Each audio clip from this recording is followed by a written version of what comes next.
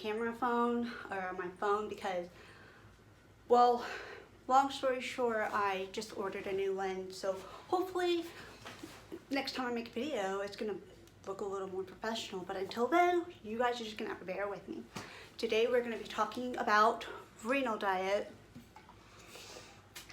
fluid restrictions, everybody's favorite thing in the world. In fact, you are never gonna be more thirsty in your life until you are restricted fluid. All right, so let me just give you guys a visual picture of what fluid restriction looks like. And hang on a second while I close my blinds.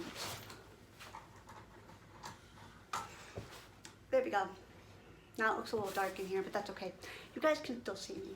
So basically, first of all, the reason for fluid restrictions is because your kidneys don't work anymore. So when kidneys don't work, they don't make urine. Without any urine, basically everything that goes into your body just kind of stays there and hangs out for a little bit. So all that being said, I have had to cut back on my fluid quite a bit.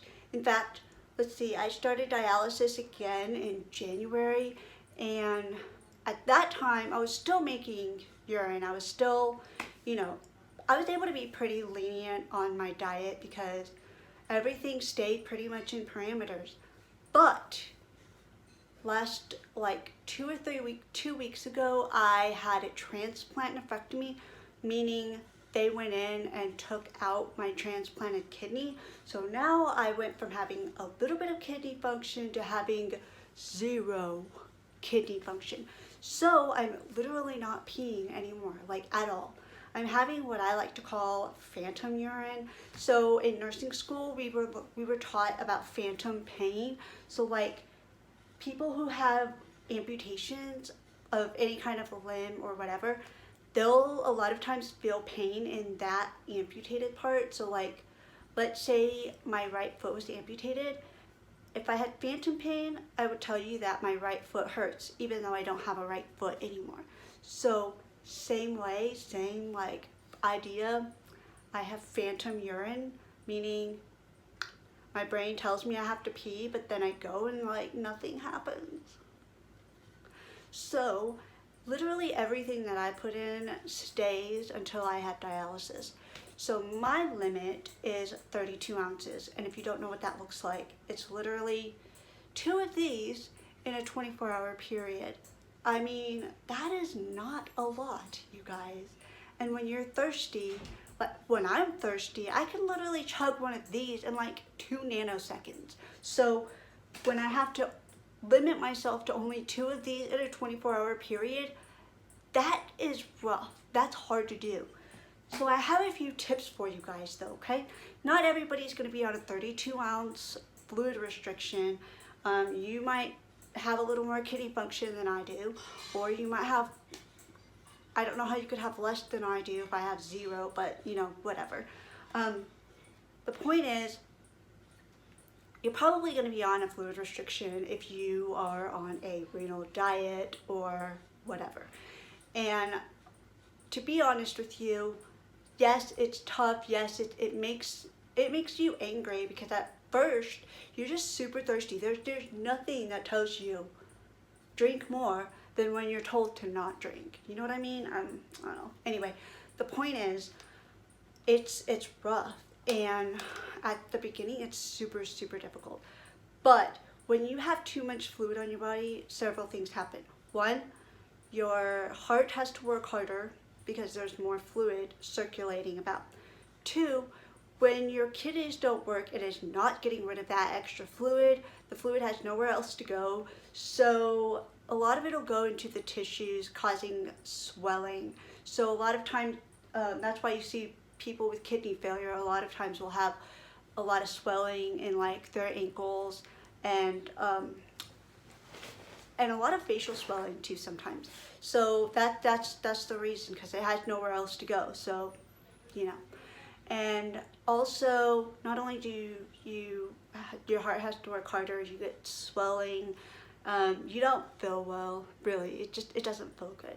And also if you have way too much fluid, it can cause you to have trouble breathing. Nobody wants that. You got kidney failure. You don't need anything else on top of that. So I highly recommend that you follow your fluid restriction, even though it's not very fun. I like to get myself a bottle like this. It doesn't have any like measurements on it, but I'll get a measuring cup and I'll measure out 32 ounces, pour it into my bottle, and I'm talking about water specifically. So I'll have 32 ounces of water in here, and I will be drinking out of this bottle as the whole day goes on.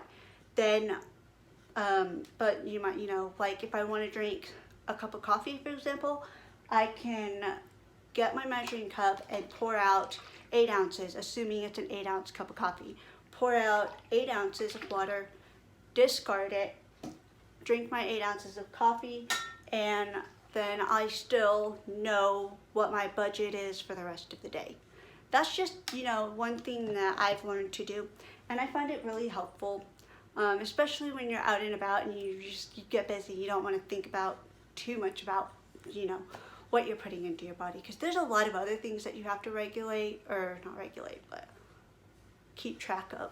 So another option is to get yourself a notebook and keep a food diary and a fluid diary. So like chart or write down how much you drink throughout the day and add it all up in the evening, and hopefully you stay within your budget. That's one way to do it, but if you don't want to carry a notebook everywhere with you, of course, by all means, do the bottle method. That's my recommendation to you. So there are a couple of things that you could do to help control your thirst. And one of those things is to suck on some like hard candy. Of course, you need to be careful if you're a diabetic. Watch out, make sure you talk with your doctor about that. There are some sugar-free options out there, like some Altoids and mints and things like that. Are also really good. Just keep your mouth wet. You know what I mean? That helps trick the brain into thinking, oh wait, I'm not thirsty. I've always found, how whenever you brush your teeth and stuff, like you're not thirsty after that? It's kind of weird. But it is so helpful. So after you eat, immediately go and brush your teeth. Brushing your teeth is going to trick your brain and help you think, oh, I'm not thirsty, So that's always a great thing to do. Also, what you could do, I've heard of like freezing grapes. Grapes are fairly low in potassium, so that's a good thing, but it is a fluid, so you would have to kind of count that if you eat a lot of them. But you could freeze them, suck on them, chew them, all that jazz. That can kind of help control your thirst. Another thing, a huge thing, is that you already need to watch your sodium intake, because sodium can make you swell more because it causes fluid retention.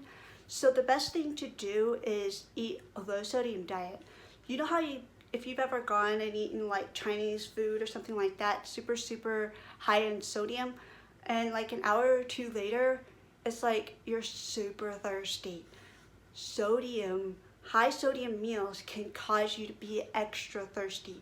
So try to stay under that, 2 grams sodium or whatever, or less. It depends. You need to talk with your dietitian about what is right for you. But whatever your limit is, try to stay within that limit, because that's going to be super helpful for you in the long run. Sour candies, sour things like limes and stuff like that are also helpful.